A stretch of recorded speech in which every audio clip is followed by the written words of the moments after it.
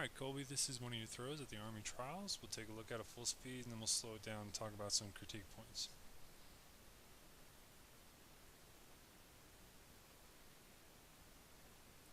Okay, not bad, but definitely some areas to work on. Okay, so we're throwing from a standing position. That's fine. Now, as we throw from a standing position, what we want a good power position. So here on your right foot, we'll start from the bottom and we'll work up. On your right foot, we want to be on the ball of that right foot, and our foot's going to be turned 90 degrees from the throwing area. So if the throwing area is this way, we want our foot pointing that way. So you need to bring that heel out and point it 90 degrees from the throwing area. 80% of your weight should be on your right leg, which looks like it is, which is pretty good.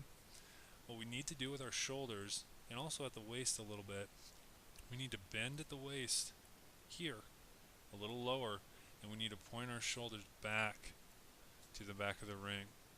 And what that's going to do is that's going to allow us to have more time to put more force in the shot put as it's coming around. So right now you're kind of looking to the side, I think, or maybe looking into the throwing area. We need to square our shoulders to the back of the ring. And what needs to happen first is our foot and our knee and our hip get into the throw first, then the shot put. So let's look as you progress.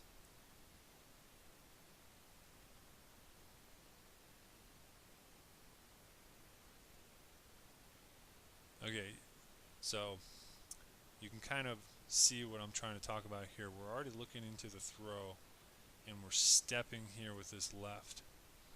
Ideally in a standing throw, what would happen is that left would already be planted, ready to throw.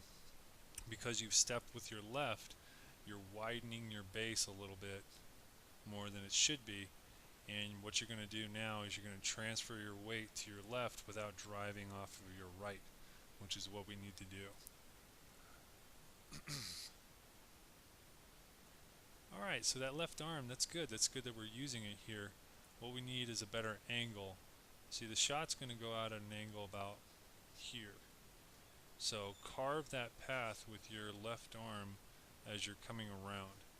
Here your left arm's kind of low, and it's just going to be at an awkward angle. Basically the left carves the path and the shot follows it with the right side.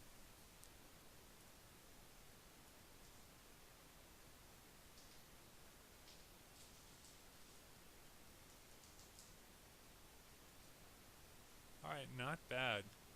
You can see some blocking here with the left arm, and then also some blocking here with the left side. And what I mean by blocking is that you slam your elbow or your left arm into your side, and your left leg and hip become extended and rigid. And what happens is you stop the left side, and that force gets transferred to the right side and then into the implement as you throw it out.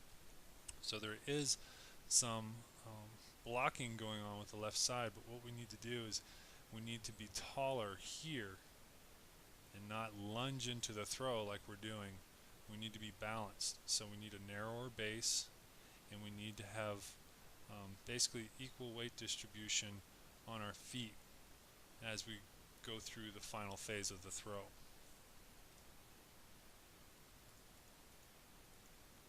So here you can see that naturally your toe, your knee, and your hip kind of get into the throw, but they're coming into the throw a little bit too late. We want them to be very active in the beginning.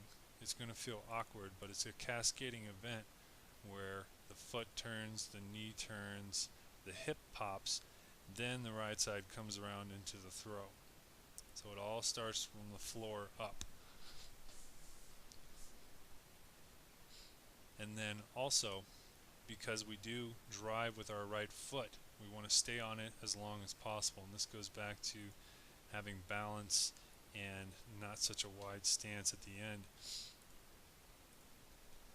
So the drive off the right foot will actually lift the left foot off the ground ideally. That's what we would be looking for. But here, since we've kind of lunged into the throw, we've transferred our weight too quickly to our left side, we're going to release the shot, and you'll see there actually your right foot comes off the ground first as you're lunging into the throw. So what happens as the right leg pushes off the ground, we have a big chest, our eyes are up, and they're all focused on this angle here where the shot's coming out. So eyes, shot, and chest. Right now it looks like your chest is kind of down a little bit. Eyes are up, shots are up, so that's good. But what we would like to see is a natural kind of backwards C if we were looking at it from the other angle. So arch your back, get your chest into the throw when you're throwing the shot put, because we want to bench press it off our neck. We don't want to do a military press where we're just using our shoulder, our deltoids and our triceps. We want to use the pectoralis muscles, our big chest muscles, and put that into the throw as much as possible. So arch your back when you release the shot. They call it big sky when you're looking up into the sky and you're arching your chest as the right side's coming through. And here with the release, I can see that your thumb is kind of to the side. When we release the shot, we really want the thumb down and the palm out. So it's almost like a flick of a basketball from a sideways position. So thumb down, palm out, flick the wrist out, and follow through with the right side.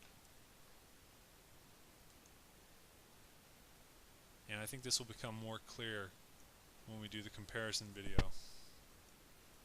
But we need to work on those things so we can start getting the basics down, so we can hit the ground running when we start our practice in August. So we'll keep working on it, we'll keep getting better, and if you have any questions, you can contact me anytime.